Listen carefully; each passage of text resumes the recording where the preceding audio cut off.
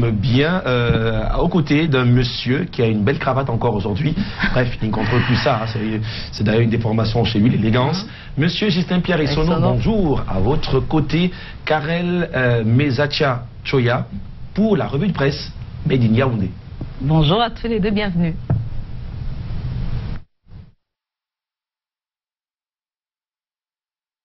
Bonjour Douala, bonjour Aimé, bonjour également à Patricia, bienvenue donc à Yaoundé, vous tous qui êtes fatigués, faute d'information, bienvenue donc à la revue de presse acte 1 en direct de la cité capitale. Et ce matin, comme traditionnellement, et c'est un bonheur, je suis en compagnie de ma voisine du matin, Karel Mezatia Choya. Bonjour Karel.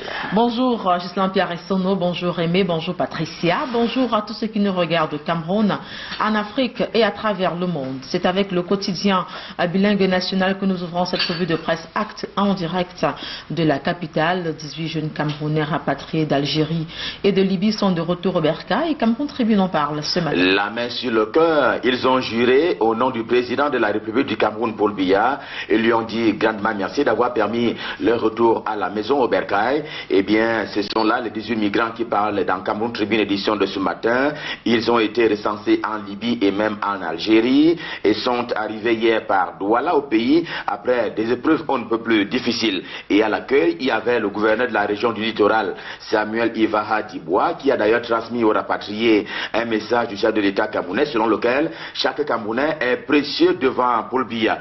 Deux migrants s'expriment à ce titre dans Cameroun Tribune, le quotidien camerounais à capitaux publics ce matin, l'un pour dire la maltraitance dont il a été victime et l'autre simplement pour décourager l'aventure aux jeunes Camerounais.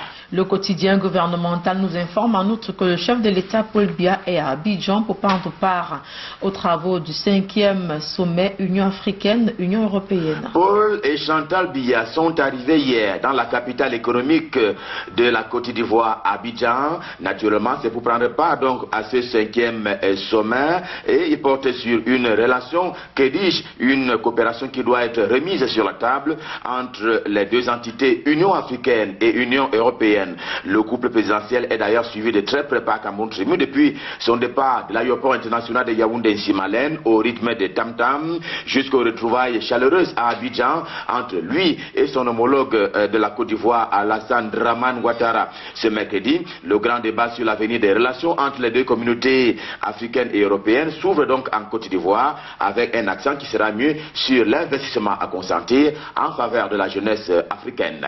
Le journal L'Action aussi s'intéresse à ce 5e sommet entre les deux organisations interétatiques qu'abrite la capitale ivoirienne. Le 5e sommet dont il question tient lieu d'examen et de projection des relations entre les deux organisations continentales d'Europe et d'Afrique et qui sont à la fois interétatiques. 2 jours à compter de ce jour donc pour tenter un nouveau modèle de coopération notamment au plan politique et également au plan économique. Et pour ces derniers cas, il y a bien des questions qui persistent dans cette relation entre le continent africain et le continent européen et elle repose principalement sur l'exploitation des ressources naturelles et du libre choix des dirigeants africains. De toutes les façons, Paul Biya est à Abidjan, Côte d'Ivoire, rassure donc l'Action, le journal du comité central du RDPC.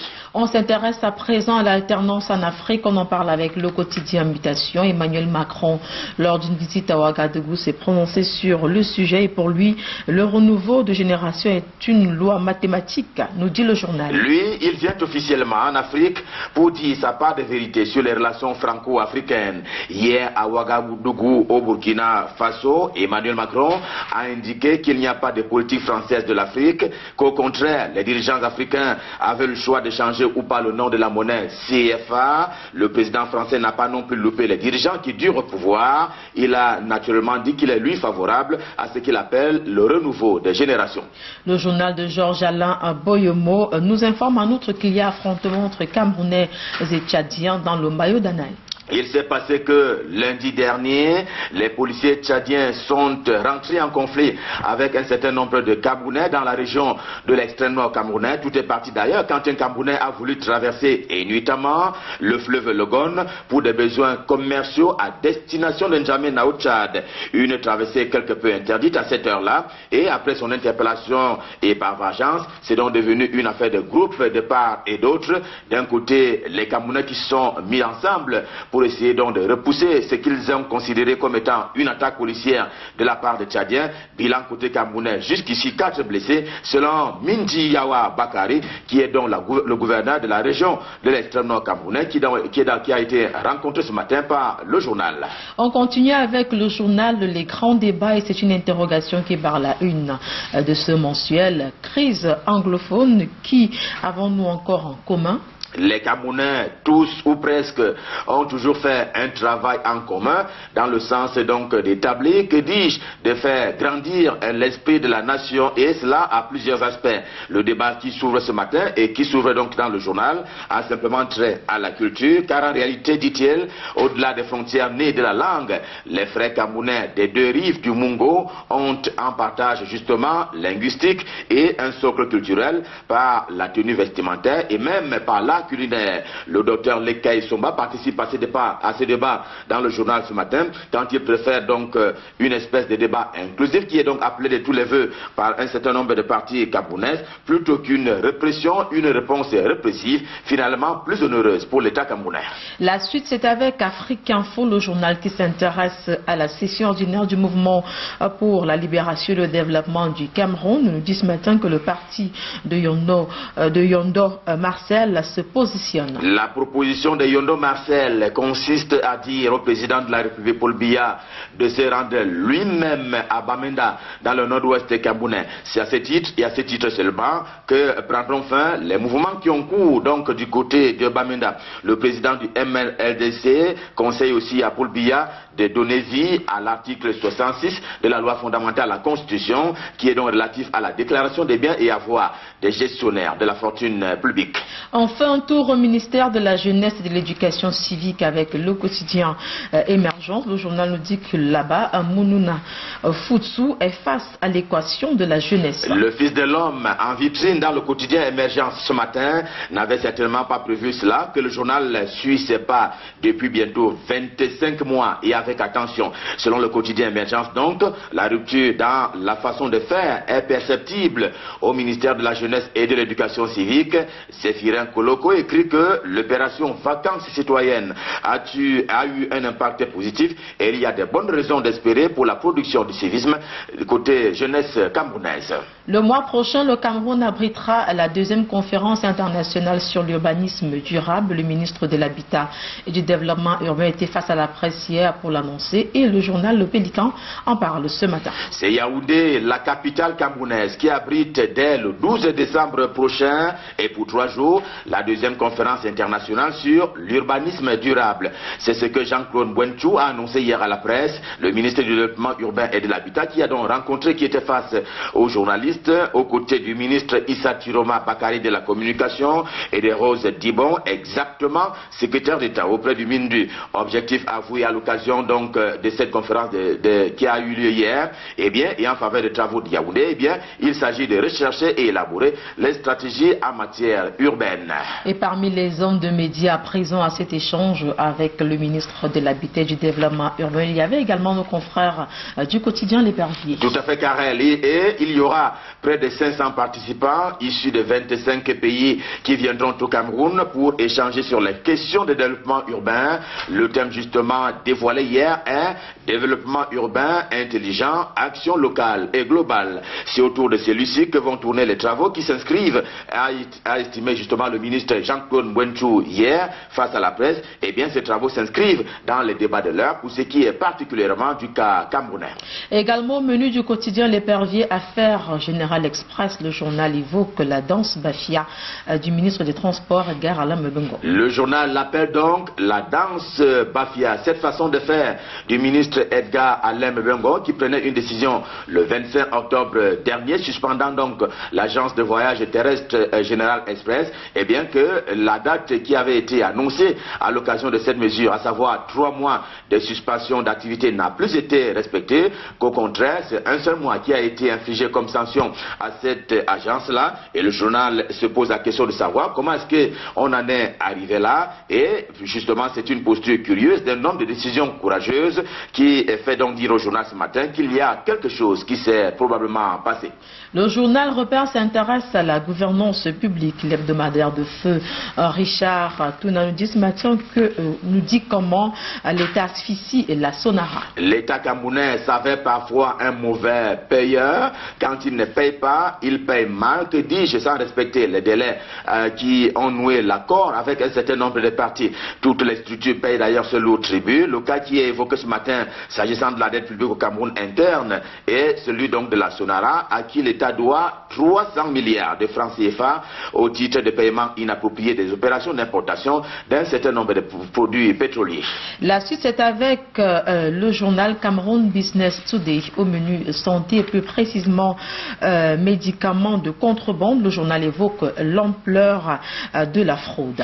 Si l'opération halte au commerce illicite a vu le jour, c'est parce qu'un constat a été fait en amont selon lequel les antibiotiques, pour ne prendre que cet exemple-là, dans le champ des médicaments, sont essentiellement le fruit de la fraude. Et le circuit est si bien huilé qu'aujourd'hui, la vente illicite représente environ 25% du marché national du médicament. C'est ce qui fait perdre à l'État camerounais des milliards par dizaines, des centaines chaque année, au titre donc des recouvrements non perçus en termes d'impôts et taxes.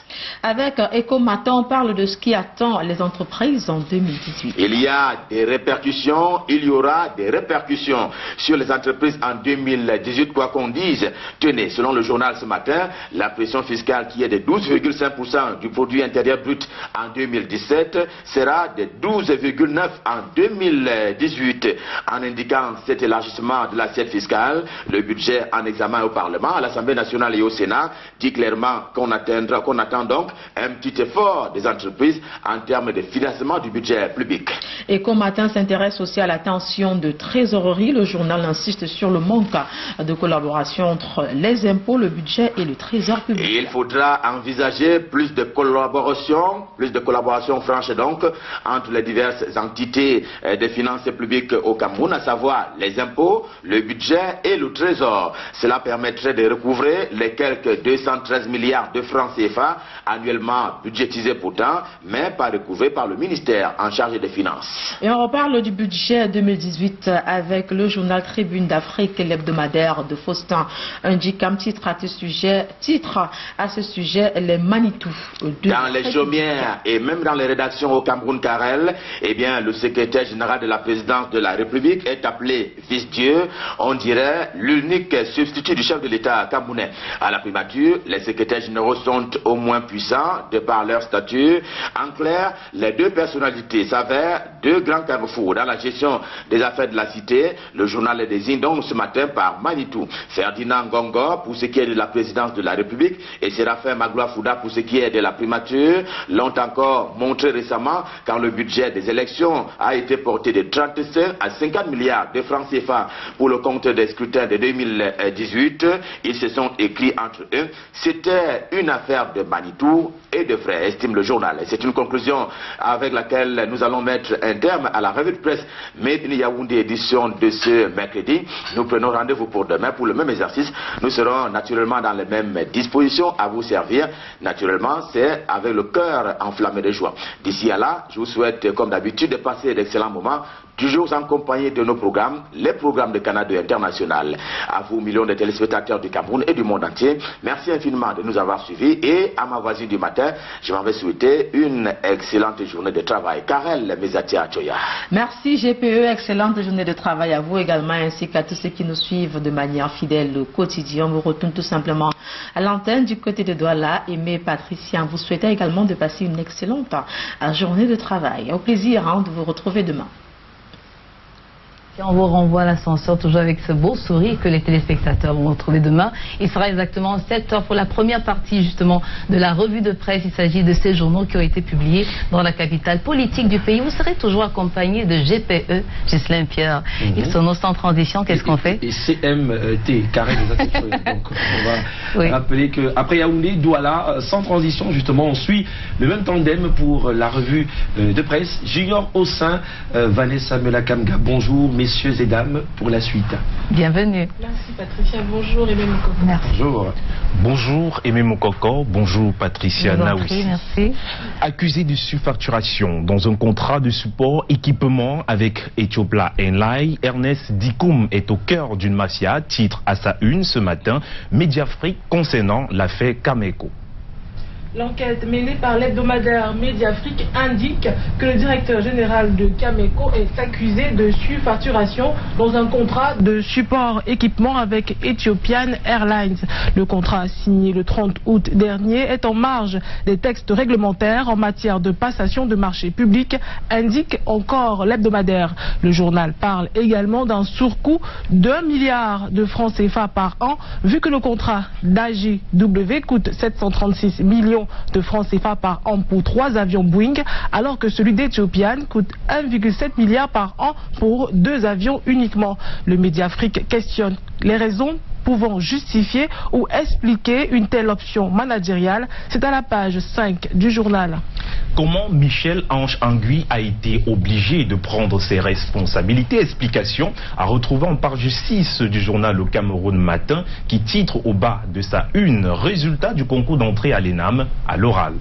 Ce sont les textes en vigueur qui ont contraint le ministre de la fonction publique et de la réforme administrative Michel-Ange Angui à intervenir dans l'affaire de publication des résultats de l'ENAM, nous dit le Cameroun Matin de ce mercredi. Le journal s'appuie sur plusieurs articles, parmi lesquels l'article 49 du décret numéro 2000/696/PM du 13 septembre 2000 qui stipule, je cite, une commission dont les membres sont désignés par le ministre chargé de la fonction publique, dépouille les copies et classe les candidats par ordre de mérite après la correction des épreuves. Fin de citation. Le journal se sert également des textes en vigueur pour parler d'une insubordination du directeur général de l'ENAM face à l'autorité hiérarchique. Le JICAM réclame des réformes audacieuses au gouvernement camerounais, titre en colonne L'œil du Sahel, qui nous livre ce matin en page 3 l'analyse du JICAM sur le classement Doing Business 2018. Le groupement interpatronal du Cameroun, dans son analyse du classement Doing Business 2018, demande au gouvernement des réformes qui permettront au Cameroun d'avoir une meilleure place au classement, dit L'œil du Sahel. Le JICAM veut plus d'audace et de célérité de la part du gouvernement en vue de l'amélioration du climat des affaires. Le JICAM demande également une réduction de la pression fiscale ainsi que de coûts d'exportation et d'importation, entre autres. L'œil du Sahel indique que le Cameroun est 163e du classement Doing Business 2018, loin derrière la Côte d'Ivoire qui est 18e ou le Sénégal qui est 19e. La grande une du journal L'œil du Sahel s'intéresse ce matin à l'éducation et parle du malaise du Grand Nord en ce moment où l'on parle de création des facultés de médecine. L'œil du Sahel nous dit ce matin que le président de la République ne s'est pas montré généreux à l'endroit des populations du Grand Nord. En lieu et place d'au moins une faculté de médecine et d'une école normale d'enseignement technique à Garoua, le chef de l'État leur a offert l'organisation administrative et académique de 2 écoles déjà ouvertes à l'université de Ngaoundéré. La création d'une école polytechnique à Bamenda et d'une école de médecine et de sciences pharmaceutiques à Tchang a donc suscité la consternation dans le septentrion, nous dit le journal. La nouvelle expression de ce mercredi nous amène au cœur d'une banque en zone de turbulence. Pour le journal, il s'agit d'un climat bien agité au sein de la BISEC. Le quotidien La Nouvelle Expression parle ce matin d'un climat bien agité qui régnerait au sein de la BISEC. Une zone de turbulence qui a commencé avec l'affaire de détournement de 50 milliards de francs CFA par de hauts responsables de la banque. Aujourd'hui, une rumeur sur la démission de son directeur général, le français Alain Rippert, a été démentie par le service de la communication de la Banque internationale du Cameroun pour l'épargne et le crédit. La Nouvelle Expression dit par ailleurs que Alain Rippert serait sous les foudres de certains réseaux français du groupe financier BPCE International qu'il accuse d'avoir mal négocié l'affaire BISEC en faisant arrêter certains responsables de la banque en marge des procédures normales. Au bas de une de son journal, la Nouvelle Expression parle de la crise anglophone et titre « Tractation pour le partage du gâteau national ». Le quotidien de la Nouvelle Expression revient sur l'Assemblée générale des Fons du Nord-Ouest tenue le week-end dernier, où le président de la République appelait les chefs traditionnels à la rescousse quant à la résolution de la crise anglophone. Le journal indique que depuis lors, des concertations se multiplient dans les cercles des ressortissants des régions du Nord-Ouest et du Sud-Ouest, tant à l'intérieur du pays qu'à l'étranger. Le journal parle de nouvelles doléances et de partage du gâteau national. Ces ressortissants des régions dites anglophones convoiteraient des postes tels que celui de secrétaire général adjoint à la présidence de la République ou de ministre des Finances, entre autres. Depuis quelque temps, des documents et correspondances administratives sont divulgués sur Internet, nous apprend le journal Repère qui, à sa une de ce mercredi, titre « Des secrets d'État inondent les réseaux sociaux ». Par le pouvoir des TIC, les secrets de l'administration publique camerounaise se partagent désormais sur la toile. La dernière fuite en date est cette correspondance du 20 novembre 2017 à travers laquelle le secrétaire général à la présidence de la République répercute au secrétaire général des services du Premier ministre sur la finalisation de l'avant-projet de loi portant loi des finances 2018, nous dit le journal Repère. Le phénomène décrit comme du pain béni pour les journalistes et les internautes n'est pas sans conséquence du point de vue de la loi, dit le journal. Il présente également un risque de manipulation vu que parfois les documents publiés sont des faux, ajoute le journal Repère. Parlons santé publique avec Repère qui au bas de sa une souligne hôpitaux publics au cœur du trafic des certificats médicaux. La chaîne d'obtention des certificats médicaux au Cameroun se heurte à une légère criade, dit le bi-hebdomadaire Repère. Pas besoin de voir un médecin ou un spécialiste pour obtenir ce certificat. Il suffit de se présenter à la caisse d'un hôpital et de verser une somme de 1500 francs CFA au lieu de 900 francs CFA pour obtenir un certificat médical bien rempli avec la mention apte au concours ou au recrutement. Le phénomène serait légion au centre médical d'arrondissement de Vogada à Yaoundé, dit le journal Repère dans sa rubrique santé et éducation. La une du journal Info Matin nous mène dans les couloirs de l'école nationale d'administration et de la magistrature et nous invite à prier pour Menjana. Le quotidien Info Matin parle également ce matin de l'affaire Enam. Linus Toussaint Menjana, le directeur général, n'arrête plus de paniquer depuis qu'il aurait fait circuler sur les réseaux sociaux une intox selon laquelle des incongruités foisonnent dans la liste du ministre, dit le journal. Le DG, directeur général de l'Enam, est aujourd'hui rattrapé par ces frasques, tandis que du côté du ministère de la fonction publique et de la réforme administrative, l'heure est à la sérénité. Là-bas, on soutient que chacun doit faire uniquement son travail, dit le journal. Le journal Paysan Élite de ce mercredi s'intéresse aux fêtes de fin d'année et souligne que le Minrat est attendu au tournant au regard des perspectives de la hausse des prix des denrées alimentaires.